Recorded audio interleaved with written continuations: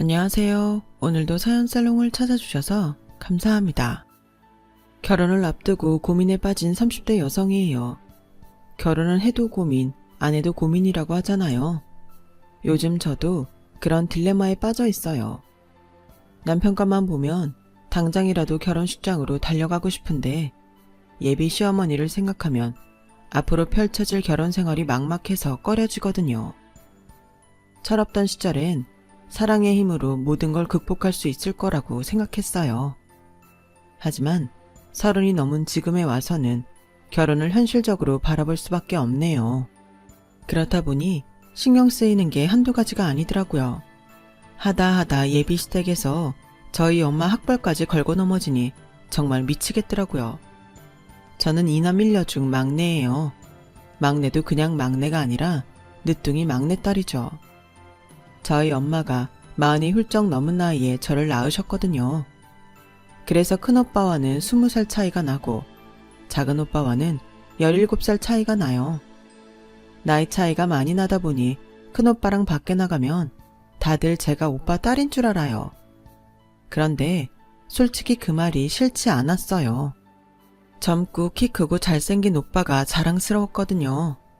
그래서 진짜 친한 친구 한두 명이 아니고서는 다들 큰오빠가 제 아빠인 줄 알아요. 저희 아빠는 제가 3살이 되던 무렵 사고로 세상을 떠나셨어요. 그래서 저는 아빠 정을 못 받고 자랐는데 큰오빠가 그 자리를 대신 채워주었죠. 작은 오빠도 큰오빠 못지않게 저를 챙겨주었고요. 오빠들이 부모님을 대신해 제 똥기저귀도 갈아주고 씻기고 재우는 것까지 도맡아 했어요. 오빠 둘이서 저를 업어 키웠다고 해도 과언이 아닐 정도였죠. 오빠들이 부모님을 대신해 제 육아를 맡았던 데는 그럴 만한 이유가 있었어요. 저희 부모님이 길거리 노점을 시작으로 오랜 시간 만두집을 하셨는데 만두 피부터 만두 속까지 부모님이 직접 다 만들어야 해서 집안일에 신경 쓸 여력이 없었거든요. 부지런한 부모님 덕분에 먹고 사는데 지장은 없었지만 그래도 한창 부모님 손이 필요한 나이에 떨어져 지내야 해서 그게 아쉽긴 했어요. 더군다나 아빠가 돌아가신 이후에는 엄마가 혼자 가게 일을 도맡아 하셔서 더 얼굴 보기 힘들어졌거든요. 저희 엄마는 참 억척스럽게 일을 하셨던 것 같아요.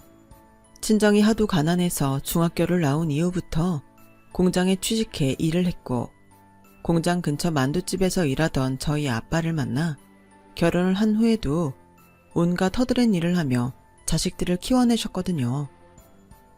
제가 대학에 입학하던 해 온 가족이 처음으로 해외여행을 떠난 적이 있었어요.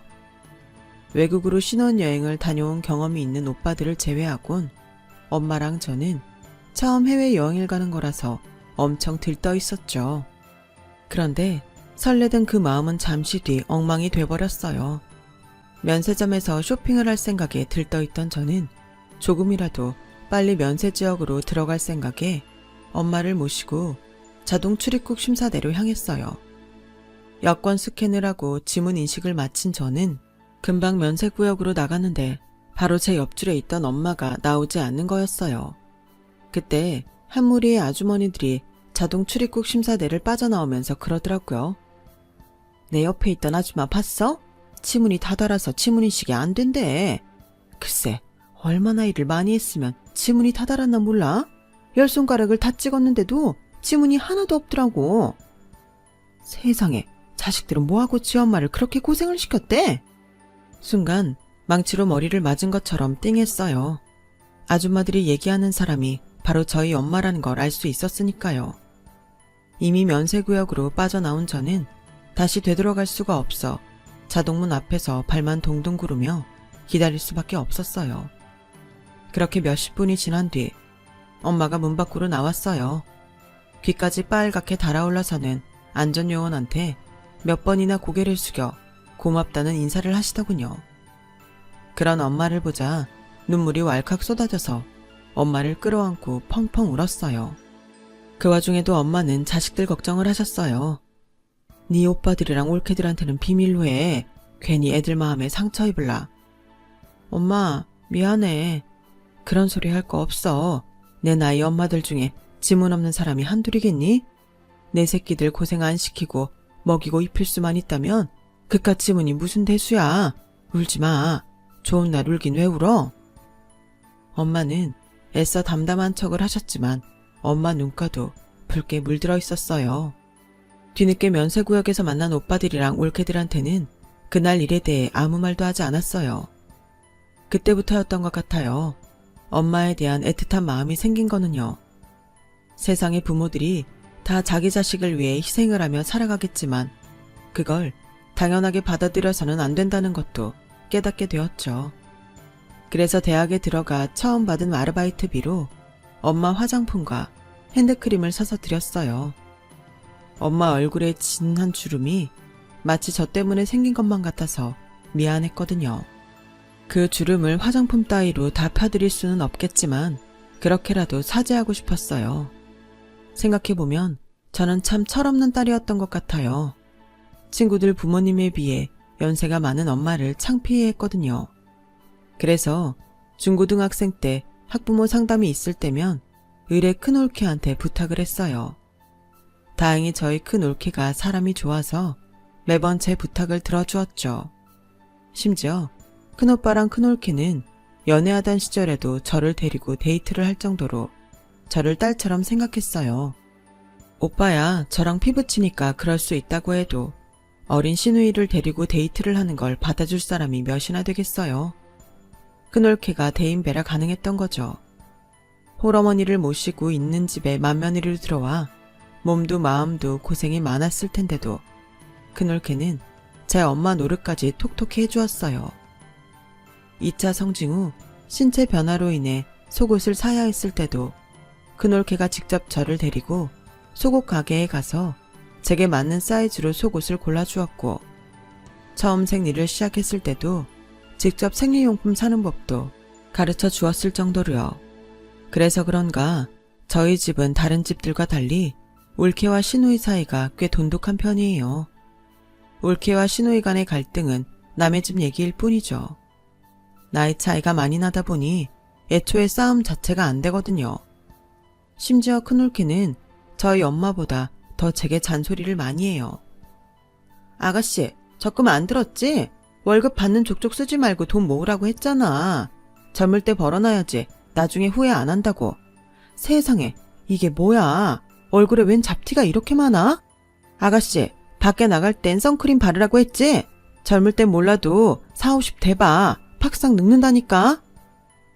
언니, 저 어린애 아니에요. 언제까지 잔소리 할 거예요? 아가씨, 다른 사람들한테는 몰라도 내 눈에는 아가씨가 여전히 코 올리게 어린애로 보이니까 반항할 생각 말고 선크림이나 발라. 그런데 이상하죠? 30이 넘은 시누이를 딸처럼 생각하는 큰올케가 싫지 않으니 말이에요. 큰올케의 잔소리에 저에 대한 애정이 묻어있어서 그런가 봐요. 사실 제가 결혼을 서두르게 된 것도 큰올케의 한마디 때문이었어요. 아가씨, 어머님 연세도 있으신데 슬슬 결혼 생각해야 되지 않을까? 혼자 남을 막내딸 생각에 어머님이 고민이 많으시거든. 내가 결혼정보회사에 등록해 줄 테니까 선 좀 보자. 응? 됐어요.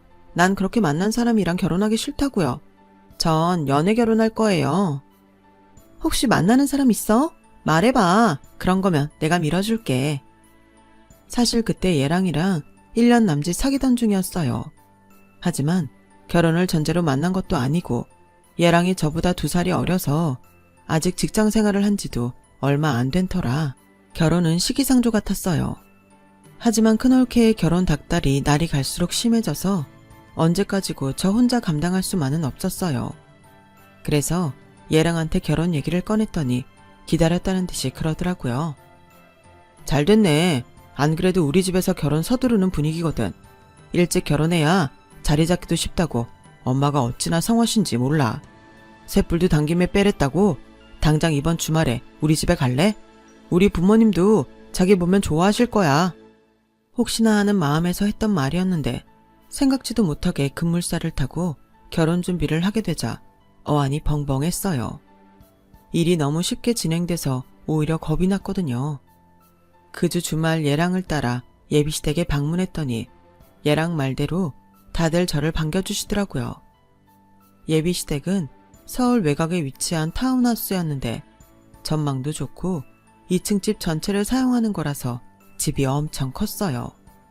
가구며 인테리어 제품들이 꽤 고가인 걸로 봐서는 재력이 있는 집 같았어요. 아니나 다를까 아버님이 대기업 간부시더라고요. 예비 시부모님은 서울대 동문으로 얘랑의 형제들 역시 다들 서울대 출신이었어요. 며느리들도 마찬가지였고요. 3남 중 막내인 얘랑만 일반 대학 출신이라 집안에선 돌연변이로 취급받고 있었죠. 우리 집에선 우리 막내가 골칫덩이였어요. 애가 머리는 좋은데 지 형들만큼 노력을 안 해서 대학도 고작 그런 데를 갔으니 말이에요. 난 부끄러워서 동기들 앞에서 우리 막내 대학 얘기를 꺼내지도 못했다니까. 지원 씨는 이대 나왔다고 그랬죠? 아, 부모님은 어느 대 출신인가요? 식사를 마치고 차를 마시는데 예비 시어머니께서 대뜸 저희 부모님 학벌을 물으셨어요. 생각지도 못한 질문에 머뭇거리고 있었더니 얘랑이 대신 대답을 해주었죠. 엄마, 그게 뭐가 중요해? 우리 부모님 나이대에는 대학 안 다닌 분들이 더 많은 건 몰라? 내가 장모님이랑 결혼할 것도 아닌데 왜 장모님 학벌을 물어? 자기야, 대답할 거 없어. 그때는 그렇게 얘랑 덕분에 잘 넘어가는가 싶었는데 이후로도 어머님은 은근슬쩍 저희 부모님 학벌을 묻곤 하셨어요. 차일피일 대답을 피하다가 안 되겠다 싶어서 솔직히 말씀드렸어요. 학벌을 속일까도 생각했지만 나중에 거짓말이 들통나면 더 피곤해질 것 같아서요. 아버지는 지방에서 고등학교를 다니셨고 어머님은 고등학교 입학을 앞두고 학업을 그만두고 직장에 다니셨어요. 그랬더니 어머님 얼굴색이 확 변하더라고요. 그제야 괜한 말을 했다 싶었죠. 하지만 걱정과 달리 어머님의 태도는 그리 달라지지 않았어요. 다행이라면 다행이었죠. 제가 예비시댁에 인사를 드리고 온 지 얼마 안 돼 얘랑도 저희 집에 인사를 드리러 왔어요. 엄마를 대신해 만두집을 운영하고 있는 큰오빠 내외는 가게 문도 일찍 접고 와주었고 회사에 다니는 작은 오빠는 퇴근길에 집에 들렀더라고요. 집에서 살림을 하는 둘째 올케는 일찌감치 저희 집에 건너와 음식 준비를 했고요. 저랑 나이 차이가 얼마 안 나는 조카들도 고모부 얼굴을 보겠다고 다들 달려온 통에 좁은 집이 아주 인산인해를 이루었죠. 북적북적한 집에서 동물원 원숭이처럼 온 집안 식구들의 시선을 받게 된 얘랑은 약간 주눅이 든 것 같더니 금세 적응을 해서는 저희 오빠들이랑 편하게 술자리까지 하게 되었어요. 큰오빠는 얘랑이 넉살도 좋고 성격이 유해서 마음에 든다며 좋아하더군요. 사실 제가 얘랑을 좋아하게 된 이유도 바로 이 성격 때문이었어요. 어느 자리에 끼어도 사람들과 금세 친해지고 분위기를 띄우는 재주가 있거든요. 물론 사소한 실수가 잦은 게 흠이긴 했지만 워낙 귀염성이 있는 사람이라 그 정도는 문제가 되지 않았어요. 엄마도 성격 좋은 사윗감이 마음에 드셨는지 연신 얘랑의 손을 쓰다듬어 주시며 흡족해 하시더라고요. 자기 집에서는 늘 혼자 처지는 학벌 때문에 기죽어 있던 얘랑은 저희 집에서는 다들 자기를 좋아해 주니까 그렇게 좋았나 봐요. 처음 인사를 들은 이후에 툭 하면 저희 집에 찾아와 오빠들이랑 술도 마시고 저희 엄마가 해주시는 밥도 먹고 가곤 했거든요. 제 조카들이랑도 많이 친해져서 우리가 데이트할 때 불러서 같이 놀기도 했고요. 불과 몇 개월 사이에 저희 가족 속에 녹아든 얘랑은 결혼도 하기 전에 사위 노릇을 하게 되었어요. 저희 아빠 제사에도 참석하고 명절에도 저희 집에서 차례를 지낼 정도였으니까요. 자기야, 처음엔 자기가 좋아서 당신 식구들한테 점수 따르고 노력했는데 지금은 잃어버린 가족을 찾은 기분이 들어서 너무 좋아. 자기도 알잖아. 우리 집에서 난 찬밥 신세인 거. 근데 자기 집에 가면 마음이 따뜻해져서 여기가 진짜 내 집이 아닌가 싶다니까. 내가 처복이 있나 봐. 자기를 만나서 이렇게 사랑도 듬뿍 받고 말이야. 가족들 사랑에 굶주려 있던 얘랑은 저희 가족을 통해 그동안 못 받은 정을 받는 것 같았어요. 그런 얘랑이 안쓰럽기도 하면서 한편으로는 다행이다 싶었어요.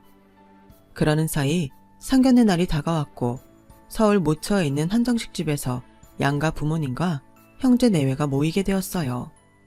한눈에 봐도 예비 시댁 식구들은 인텔리한 느낌이 강했고 저희 집 식구들은 평범한 가정 사람들 같았어요. 그 미묘한 차이는 대화를 나누는 중에도 불쑥불쑥 드러났고 그래서 왠지 신경에 거슬렸어요. 예랑을 제외한 예비 시댁 식구들이 은근히 저희 가족들을 내려다보는 느낌이 들었거든요. 그렇다고 대놓고 무시를 하거나 거만하게 굴지도 않았는데 말이죠. 상견례를 마치고 집으로 돌아오는 차 안에서 큰올케가 그러더라고요. 아, 기껏 비싼 음식 먹고 체한 것 같네. 어머님은 괜찮으세요? 속 안 불편하시냐고요? 전요, 소화제 하나를 먹어야 될 것 같아요. 어떻게 그런 집에서 서방님 같은 아들이 나왔을까요? 신기하네. 암튼 우리 아가씨 결혼하면 소갈이 좀 하겠네. 어디 불편해서 시댁에서 밥이나 편히 먹겠어? 큰올케 말에 아무도 동조는 안 했지만 속으로 다들 같은 생각이었던 것 같아요. 결혼 당사자인 저도 그랬으니까요. 이때까지만 해도 그저 시댁 쪽이 불편하다는 생각 정도였는데 얼마 지나지 않아 대놓고 싫어지게 되는 사건이 벌어졌어요. 제가 회사에 출근한 사이 예비 시어머니가 저희 집에 찾아왔지 뭐예요. 집에는 저희 엄마랑 위층에 사는 큰올케가 내려와 있었는데 마침 그때 어머님이 찾아온 거였죠. 상견례 때는 보는 눈들이 많아서 말을 아꼈지만 언제까지고 모른 척할 수는 없겠네요. 솔직히 나 이혼사 탐탁치 않습니다.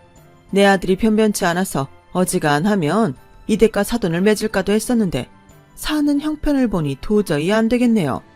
대학가 근처에서 아들내외 데리고 만두집 한다고요? 그깟 만두 팔아서 얼마나 번다고? 그 말에 차를 내오던 큰올케가 발끈했어요. 어머, 사돈어른, 말을 너무 막 하시네요. 만두 가게가 뭐 어때서요? 이 내 큰며느린가? 어른들 말씀하시는데 건방지게 끼어들지 말아요. 못 배운 티 나니까. 그 말에 큰올케가 한마디 하려고 했지만 저희 엄마가 나서서 말리셨대요. 그러자 어머님이 다시 얘기를 이어가셨죠. 고등학교도 못 나와서 그런가? 안사돈 하는 일도 그렇고 집안 식구들도 그렇고 참 격이 떨어지네요. 수준 차이 나게 말입니다. 이런 말하기 뭐하지만 우리 집 식구 중에 서울대 안 나온 건 막내 아들 하나뿐입니다. 학벌 가지고 왈가왈부하려는 건 아니지만 그래도 이런 집이랑 사돈을 맺는 건 자존심이 허락을 안 해서요. 남들 공부할 때 공장 다니며 돈벌이를 했으면 사는 건 어지간해야 하는 거 아닙니까? 세상에, 인생을 얼마나 멍청하게 살았으면 그 나이 먹도록 이렇게 좁아 터진 집에서 온 가족이 빠글거리고 삽니까? 아무래도 어머님은 저희가 오빠네랑 같이 사는 줄 알았나 봐요. 이래서야 혼수는 제대로 해오겠습니까? 아시다시피 우리 박간 양반이 사회적 위치가 있는 사람이라 남들 이목을 생각 안 할 수 없거든요. 우리 첫째, 둘째 며느리가 시집올 때 해온 만큼은 바라지도 않지만 그래도 구색은 맞춰와야 할 텐데 사는 꼴이 이래서야 원? 어머, 사돈어른, 무슨 말씀을 그렇게 하세요? 저희 사는 꼴이 어때서요? 배은부는 그렇게 함부로 막말을 해도 되는 겁니까? 어머님도 참지 마시고 한 말씀 하세요. 언제까지 당하고만 있으실 거예요? 큰올케가 나서서 저희 엄마 등을 떠밀었지만 엄마는 아무 말씀도 하지 않으셨대요. 그러자 어머님은 기세 등등해선 마음껏 떠들어댔죠. 꼭 없이 사는 사람들이 사소한 말에 발끈한다니까? 내가 어디 틀린 말 했습니까? 이 정도 말하는 것도 내가 예의 지켜서 하는 겁니다. 설마 우리 집 재산 보고 내 아들 발목 잡은 거 아니에요? 그런 거라면 일찌감치 꿈 깨세요. 우리 부부는 능력 안 되는 자식한테는 10원짜리 동전 하나 남겨줄 생각 없으니까 우리 막내한테 유산 줄 생각 없다는 얘기입니다. 그래도 이혼사 진행하겠어요? 괜히 시간 끌 거 없이 애들 대신 어른들이 나서서 이 결혼 깨는 게 맞는 것 같네요. 마음 정리되면 연락 주세요. 어머님은 당신 할 말만 하고는 돌아가셨어요. 제가 이날 일을 전해 들은 건 그 후로 며칠 뒤였어요. 엄마가 큰올케한테 비밀로 하라고 했던 탓이었죠. 하지만 그런다고 모른 척하고만 있을 수 없었던 큰올케는 제 회사 근처로 찾아와 모든 얘기를 해주었어요. 생각 같아선 소금 뿌리고 내쫓고 싶었는데 어머님 앞이라 참은 거야. 아가씨, 이 결혼 정말 해야겠어? 딴 건 몰라도 그런 시어머니 있는 집이랑은 안 엮이는 게 좋아. 내가 올케가 아니라 같은 여자로서 며느리 입장에서 해주는 말이야. 이 결혼 이쯤에서 관둬. 아무리 남자가 마음에 들어도 일단 결혼하면 시댁 식구들이랑 안 보고 살 수는 없는 거라고. 큰올케 말이 틀린 건 아니었지만 그래도 쉽게 결정을 내릴 수는 없었어요. 큰올케 말대로 시댁 식구들과 마주치지 않고 살 수는 없겠지만 그렇다고 얘랑과 헤어질 자신도 없었거든요. 저뿐만 아니라 내 가족을 그렇게 사랑해주는 사람은 얘랑 외에는 없을 것 같았으니까요. 게다가 제 가족들한테 사랑을 받으며 행복해하던 얘랑 모습이 자꾸 아른거려서 자꾸 미련이 남았어요. 그렇게 일주일가량 혼자 끙끙거리고 있다가 결심을 하게 됐어요. 끝날 때 끝나더라도 솔직히 털어놓고 상황을 수습하고 싶었거든요. 퇴근 시간에 맞춰서 얘랑과 만난 저는 예비 시어머니가 저희 집에 찾아왔던 일을 다 털어놓았어요. 얘기를 듣는 내내 얘랑의 얼굴은 울그락불그락 변해갔어요. 자기 엄마가 한 행동이 너무 낯뜨겁고 창피했던 모양이에요. 얘랑은 자기를 믿고 며칠만 기다려달라고 했고 저는 그러겠다고 했어요. 그 며칠 사이에 대단한 수가 생기지는 않을 거라고 그렇게 생각했지만 그래도 하는 데까지는 해보자 싶었죠. 그런데 일주일이 다 되어가도록 얘랑도 예비 시댁에서도 아무 말이 없는 거예요. 괜히 이번 일로 예비 시댁에 분란만 일으킨 게 아닌가 걱정이 되던 그때 큰올케한테 전화가 왔더라고요. 아가씨 큰일 났어. 지금 당장 가게로 와. 아가씨 예비 시어머니가 또 왔어. 전화를 끊자마자 대충 겉옷을 걸쳐입고는 엄마 만두가게로 달려나갔어요. 이번엔 또 무슨 짓을 벌일지 걱정이 돼서 손가락이 벌벌 떨리더라고요.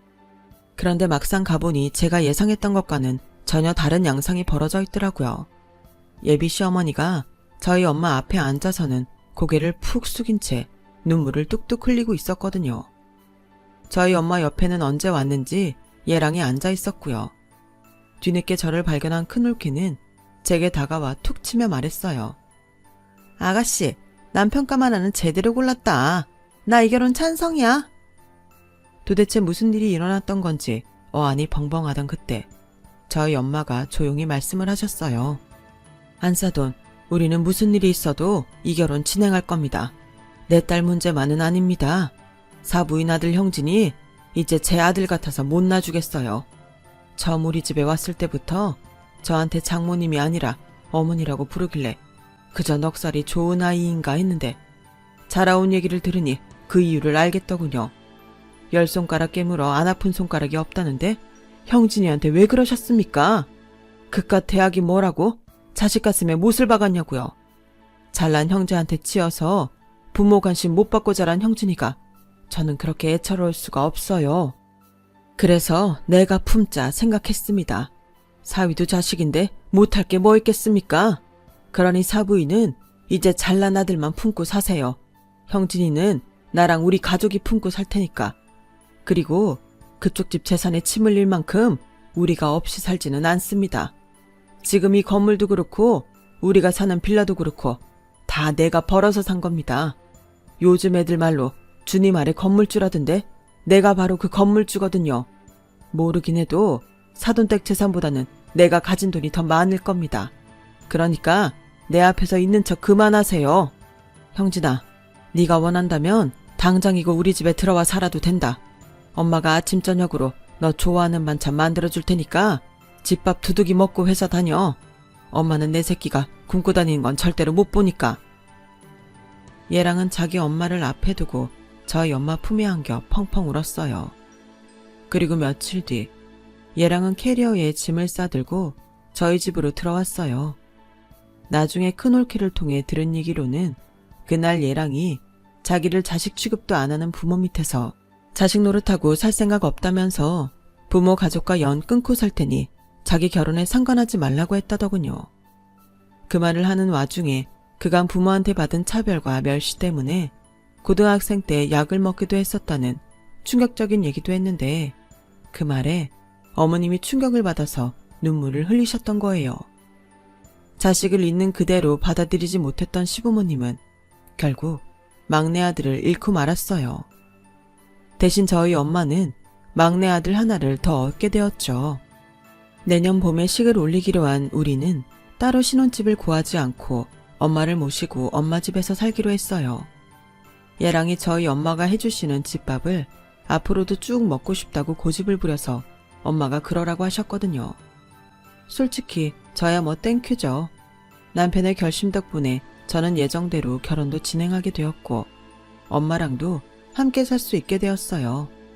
이쯤 되면 이번 결혼 소동의 최대 수혜자는 제가 아닌가 싶네요. 지금까지 제 사연을 들어주셔서 감사합니다.